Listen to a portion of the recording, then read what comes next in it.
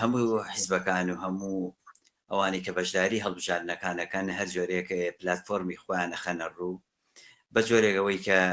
ئیدعای بۆ ئەەکەن کە دیفاع لەو پلتفۆرمەی خۆیانەکەن، بەڵام ئەوەی کە بۆ ئێمە گرنگەوەکو هەم مامۆسا و هەمووکو بەرپرسی سنتەری بەرگری لە مافەکانی مناڵانی کوردستان بۆ ئەوەی کە بۆ ئێمە گرنگە ئێمە بەڕاستەوخۆی دیفاع لەو پلتفۆرماکەین کە مەسەلی مناڵانی بۆ گرنگە، مەسلەی مناڵان یەکێکە لە ئەولوێتەکانی وەدیفاع لە مافەکانی مناڵان و لە هەمان کاتیشا کار بۆ مەسلەی کۆمەڵی یاسای دژ بە مناڵانەکات بۆ هەڵوەشانەوەی ئەو یاسانە کارەکات. ئێمە بەڕاستی پێشتر کە ڕاستەوخۆیی کە هیچ پێشگیری هیچ لایەن و حیزبێکمان نەکردو لەوەی کە لە هەڵبژاردنەکانی کە بەڵام لەم جارەیە کە بە جۆرێک لە جۆرەکان مەسلەی خات و سایرایی بە ژمارەی 342 یەکێکە لەو کەسە ئازادی خوازان و سربەخوانی کە ڕاستەوخۆکە پامی ئەوە بووە بۆ هەڵبژاردنەکان و پلتفۆرمی ئەوە بووەکە مەسلەی مناڵان بۆ ئەو گرنگەوە لە هەمان کاتیشا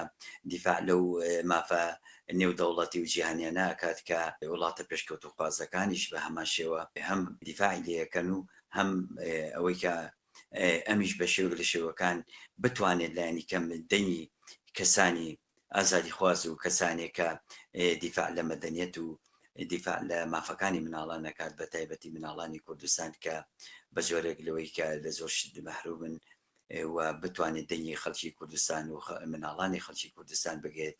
بگەێنێتە نێو ئەو پەرلەمانە. ئێمە بۆیە لێرەوە پەیامی خۆمان بۆ ئەوەیە کە خەڵکی هەموو خەڵک بە تایبەتی خەڵکانی ئازادی خواز و کەسانی مەدەنی بتوانن پشگیری خۆیان بۆ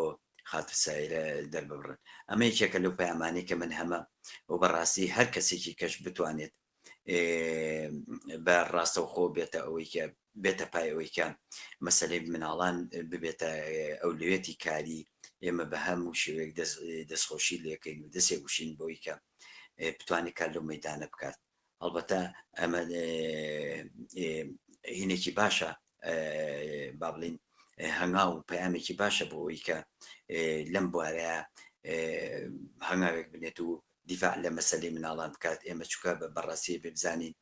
مەسلەی پەرلەمان لە بەتایبەتین پەرلەمانی عێراق لە ماوەی ڕابردووە زۆرێک لە یاسا زۆر دواکەوت و شەرمێنەکانی بۆ مرۆڤایەتی هێنا بۆ کایەوە کە قەرار بوو بە جۆرێک لەوەی کە سەفقات و ئەمانە بتوانێت تێپەڕێنێت و یاسای جعفەری و یاسای بەشودانی مناڵانی 18 ساڵ و 9 ساڵ و ئەمانە ئێمە ئەگەر هەرو کاتە ئەگەر چەند دەنگێکی ئاسا و ئازادی خواز لە نێو پەرلەمانە هەبێت ئەوانیشی بەو شێوەیە ناتوانن پێ لێداگرن و بتوانن بە هەر شێوازێک بیانەوێت ئەو یاسا کۆنەپەرست و ڕزیوانە بێنە نێو پەرلەمانە و بە ئارز زۆر بە ئاشکرا دیفاعی لێ بکەن. لانی کەم ئەگەر ئێمە نەتوانین پاشەکشیان پێ بکەین ئەتوانین دەنگ هەڵبڕن لە ناو پەرلەمانە و ڕەتی هەموو ئەو یاسا دواکەوتوانە بنەوە کە دژی